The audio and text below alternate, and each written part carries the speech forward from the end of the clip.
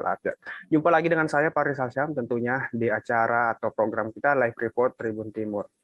Nah, hari ini seperti biasa kita akan ada laporan dari jurnalis Tribun Timur dari berbagai daerah, dan pada kesempatan hari ini Jumat 22 Oktober 2021 kita akan ada laporan langsung dari jurnalis Tribun Timur di Kota Makassar dan Kabupaten Maros. Untuk informasi pertama, Tribuners, kita beralih ke Kota Makassar. Tribuners, masih ingatkah Anda dengan film Laskar Pelangi yang sempat viral atau heboh beberapa tahun silam? Kali ini ada Laskar Pelangi baru yang muncul, Tribuners, di Kota Makassar, tapi ini bukan film seperti yang muncul beberapa tahun lalu. Apa itu Laskar Pelangi? Kita sudah terhubung dengan jurnalis Tribun Timur di Kota Makassar, ada Siti Aminah. Selamat siang, Siti Aminah. Selamat siang, Pak. Baik, Siti Aminah, ada program menarik atau sesuatu yang baru di Kota Makassar yang dalam hal ini diluncurkan oleh pemerintah Kota Makassar bernama Laskar Pelangi. Bisa dijelaskan, Siti Aminah, apa sebenarnya Laskar Pelangi yang dibentuk oleh Wali Kota Makassar ini? Baik, dapat saya sampaikan bahwa pemerintah Kota Makassar akan melakukan restrukturalisasi tenaga kontrak atau tenaga honorer. Penamaannya akan diubah menjadi Laskar Pelangi. Laskar Pelangi adalah Laskar Pelayanan Publik Berintegritas. Jadi lewat Laskar Pelangi nanti ini, pengawasan terhadap tenaga kontrak akan diperketat oleh pemerintah Kota Makassar, di mana sejauh ini sangat banyak dugaan terkait adanya honorer fiktif di lingkungan pemerintah Kota Makassar.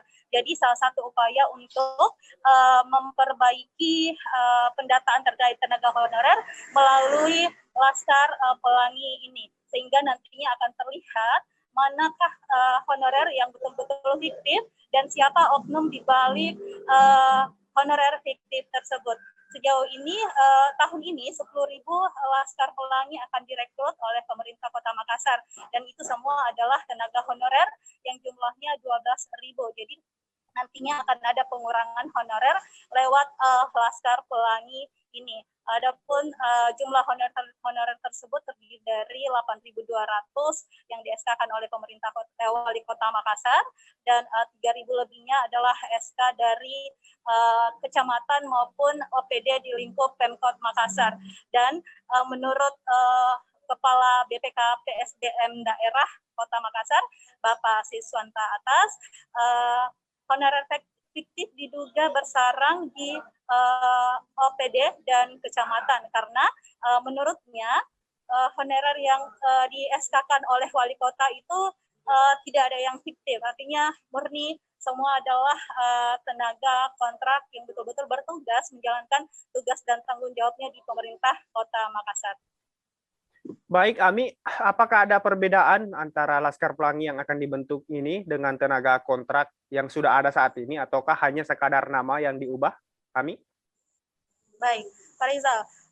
Pada dasarnya antara tenaga kontrak dan Laskar Pelangi ini hanya berbeda dari segi penamaan saja. Jadi memang tujuannya betul-betul untuk mengidentifikasi mana sih honorer fiktif dan mana yang tidak. Cuman penamaannya nanti itu misalkan untuk tenaga kontrak di sektor kesehatan diberi nama Laskar Kesehatan, kemudian untuk Laskar untuk petugas kebersihan misalkan petugas drainase diberi nama Laskar Drainase, seperti itu, Pak Rizal. Mungkin dari segi insentif juga akan tetap sama nantinya, kan sejauh ini insentif yang diterima oleh honorer Pemkot Makassar senilai 1,5 juta rupiah, dan nantinya Laskar Pelangi akan mendapat insentif setara dengan itu. Tapi rencananya Pemkot mewacanakan untuk menaikkan gaji honorer tahun depan.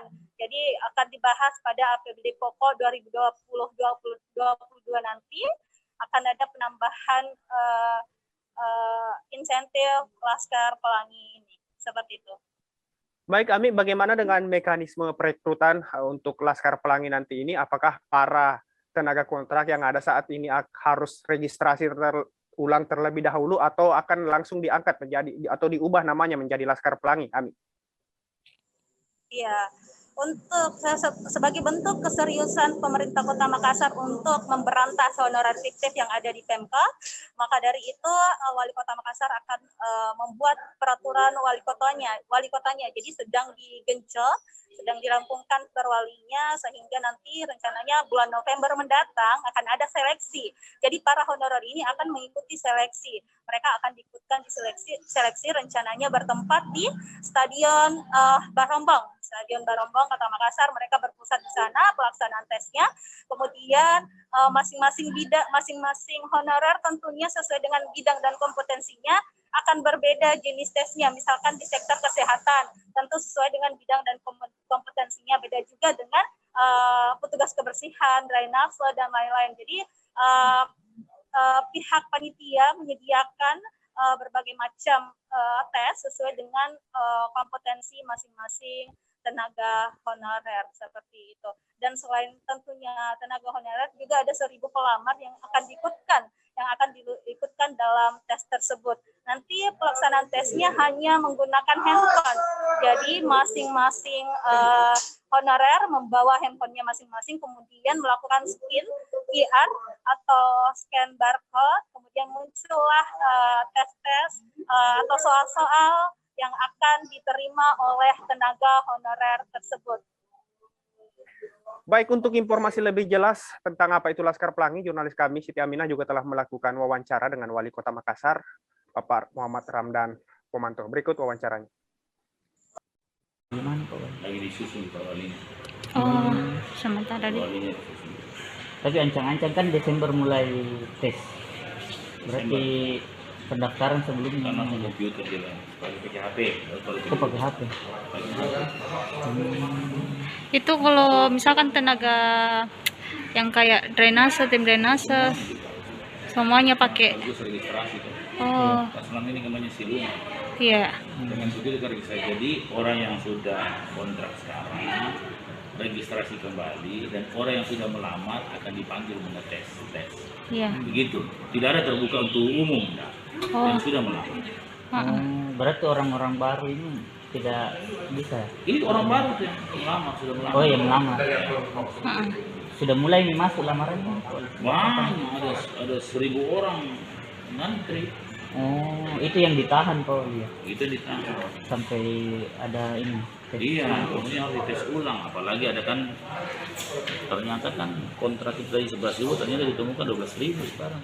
Oh, Hasilnya hasil temuan. Kemarin.